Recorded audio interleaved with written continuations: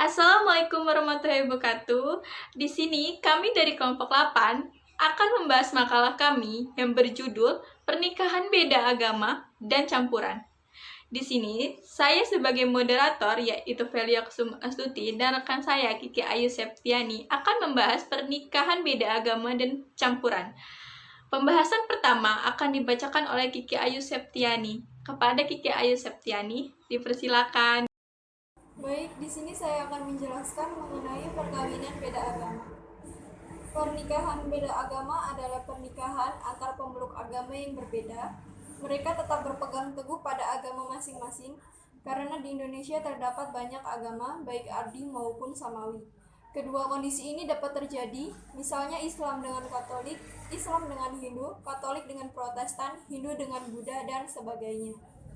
Tentu yang akan menjadi pokok pembahasan kita adalah pernikahan beda agama yang dilakukan oleh pria atau wanita muslim dengan pria atau wanita non-muslim.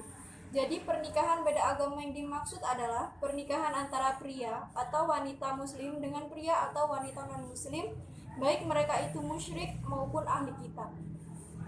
Selanjutnya mengenai pernikahan beda agama menurut hukum Islam.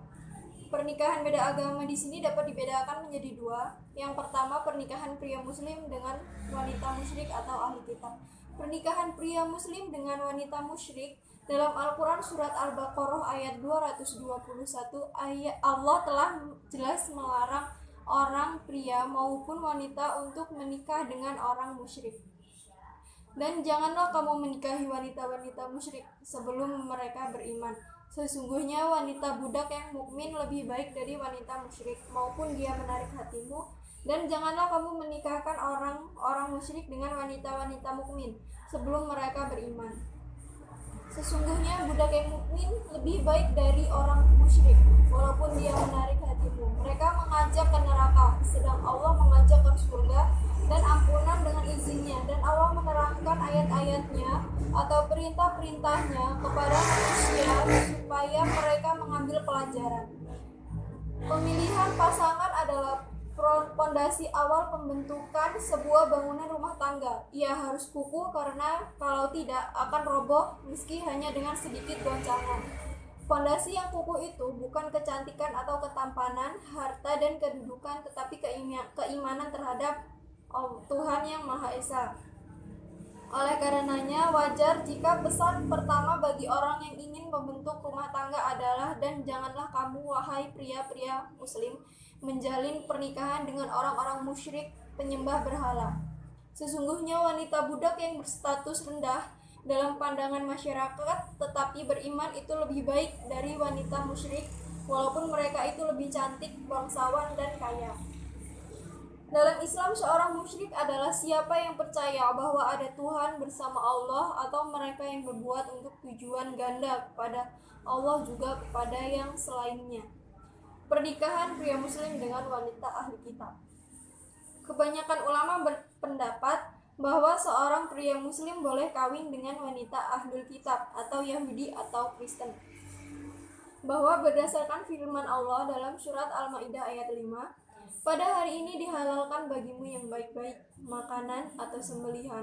Orang-orang yang diberi Alkitab itu halal bagimu, dan makanan kamu halal pula bagi mereka. Dan dihalalkan mengawini wanita yang menjaga kehormatan di antara mereka-mereka yang beriman, dan wanita-wanita yang menjaga kehormatan di antara orang-orang yang diberi Alkitab sebelum kamu. Bila kamu telah membayar mas kawin mereka dengan maksud menikahinya, tidak dengan maksud beriman, dan tidak pula menjadikannya gundi-gundi. Barang siapa yang kafir sesudah beriman, tidak menerima hukum-hukum Islam, maka hapuslah amalannya dan ia di hari kiamat termasuk orang-orang merugi.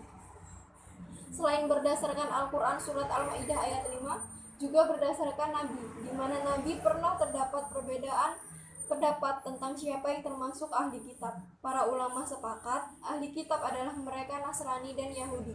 Kemudian terdapat perbedaan apakah mereka dari generasi masa lalu, keturunannya, atau mereka pada masa kini, atau mereka yang baru memeluk agama ini. Ada yang menolak Yahudi dan Nasrani masa kini sebagai ahli kitab.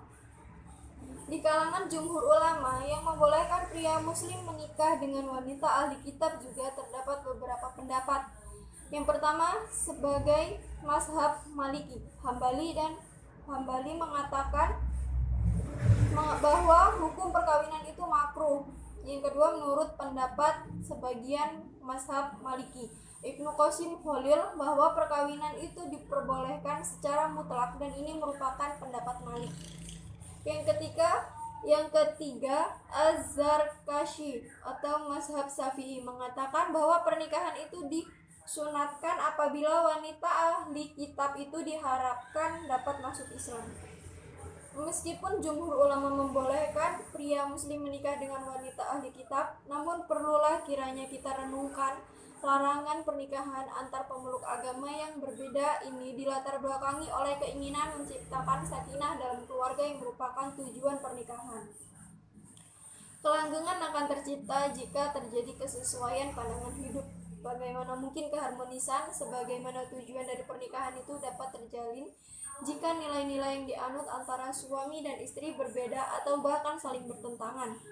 Jangankan masalah agama, masalah budaya atau pendidikan saja dapat membuat hancurnya pernikahan. Yang kedua, pernikahan wanita muslim dengan pria musyrik atau ahli kitab. Wanita muslim dengan pria musyrik. Pernikahan wanita muslim dengan pria musyrik seperti yang tersurat dalam Quran surat Al-Baqarah ayat 221 jelas tidak boleh. Lalu wanita muslim dengan pria ahli kitab, kebolehannya menikahi wanita muslim ternyata tidak berlaku sebaliknya. Dalam Quran surat Al-Maidah ayat 5 tidak terdapat penegasan tentang bolehnya pria ahli kitab menikahi wanita muslim. Wanita tidak boleh dinikahi pria ahli kitab karena pria sebagai pemimpin rumah tangga bisa saja mempengaruhi istrinya sehingga dikhawatirkan adanya paksaan agama terhadap istrinya. Selanjutnya, pernikahan beda agama menurut hukum positif di Indonesia. Berdasarkan pasal 6 Undang-Undang Nomor 1 Tahun 1974, maka semua peraturan yang mengatur tentang perkawinan sejauh telah diatur dalam Undang-Undang Nomor 1 Tahun 1974 ini dinyatakan tidak berlaku, termasuk tentang peraturan perkawinan campuran. Dan pada pasal 10 PP Nomor 9 Tahun 1975 dinyatakan bahwa perkawinan baru sah jika dilakukan di hadapan pegawai pencatat dan dihadiri 2 orang saksi. Dan tata cara perkawinan dilakukan menurut hukum masing-masing agamanya dan kepercayaannya. Jadi, Undang-Undang Nomor 1 Tahun 1974 tidak mengenal perkawinan beda agama, sehingga perkawinan antar agama tidak dapat dilakukan. Adapun Mahkamah Agung dalam jurisprudensinya tanggal 20 Januari 1989 nomor 1400K/PDT/1986 memberikan solusi hukum bagi perkawinan antar agama adalah bahwa perkawinan antar agama dapat diterima permohonannya di kantor catatan sipil sebagai satu-satunya instansi yang berwenang untuk melangsungkan permohonan perkawinan beda agama. Dalam proses perkawinan antar agama, maka permohonan untuk melangsungkan perkawinan antar agama dapat diajukan kepada kantor catatan sipil. Bentuk lain untuk melakukan perkawinan antar agama dapat dilakukan dengan cara melakukan perkawinan bagi pasangan yang berbeda agama tersebut di luar negeri. Berdasarkan pada pasal 56 Undang-Undang Nomor 1 Tahun 1974 yang mengatur perkawinan di luar negeri dapat dilakukan oleh sesama warga Indonesia. Dan perkawinan antar pasangan yang berbeda agama tersebut adalah sah bila dilakukan menurut hukum yang berlaku di negara di mana perkawinan itu berlangsung.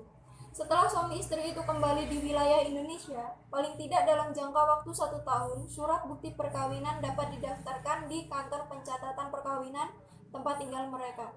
Artinya perkawinan antar agama yang dilakukan oleh pasangan suami istri yang berbeda agama tersebut adalah sah karena dapat diberikan akta perkawinan.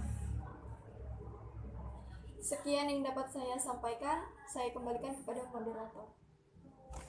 Baik, di sini saya akan menyampaikan materi yang kedua, yaitu tentang perkawinan campuran.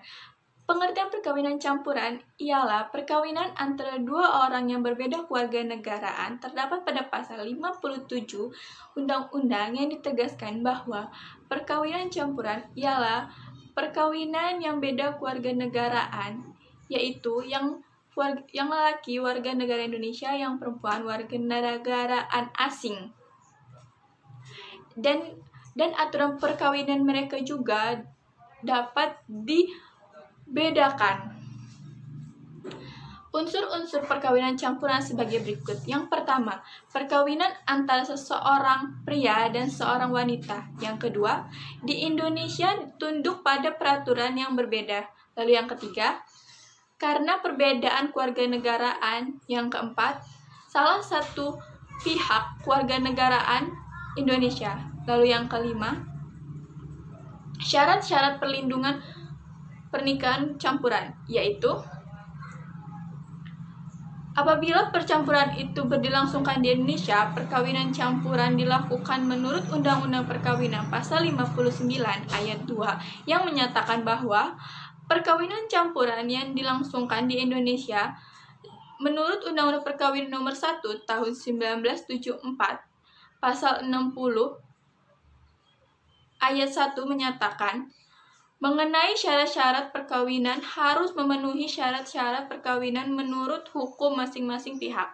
Pasal 60 ayat 2 mengatakan pejabat yang berwenang memberikan keterangan tentang telah dipenuhinya syarat-syarat perkawinan menurut hukum masing-masing yang pihak ialah perkawinan pencatatan menurut hukum masing-masing itu.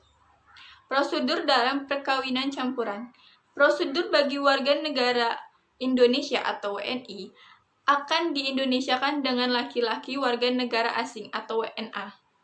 Berdasarkan undang-undang yang berlaku saat ini, Undang-Undang Nomor 1 Tahun 1974 tentang perkawinan sebagai berikut. Yang pertama, perkawinan campuran. Yang kedua, sesuai dengan undang-undang yang berlaku. Lalu yang ketiga, surat keterangan dan pegawaian pencatatan perkawinan. Lalu yang keempat, surat-surat yang dipersiapkan.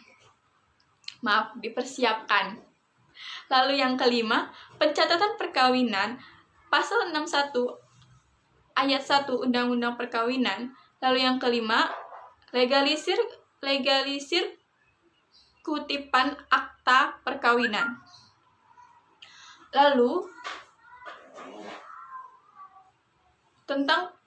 yang ketujuh ialah konsekuensi hukum. Mengenai status perkawinan campuran anak pun akan diatur secara jelas dalam Undang-Undang Nomor 12 Tahun 2006 tentang Kewarganegaraan Republik Indonesia. Dalam undang-undang ini memperbolehkan adanya kewarganegaraan ganda bagi anak hasil perkawinan campuran hingga dia berusia 18 tahun. Hal ini diatur pada pasal 6 ayat 1 yang memutuskan bahwa anak pernikahan campuran disebut nisa, mengikuti kewarganegaraan ayahnya atau ibunya sebelum ia berusia 18 tahun atau sudah menikah. Dan setelah ia berusia 18 tahun atau sesudah nikah, maka ia harus memutuskan dia mau mengikuti agama ayahnya atau ibunya dan status kewarganegaraan itu sendiri. Sekian, terima kasih materi yang saya sampaikan. Jika ada yang ingin bertanya, saya persilakan.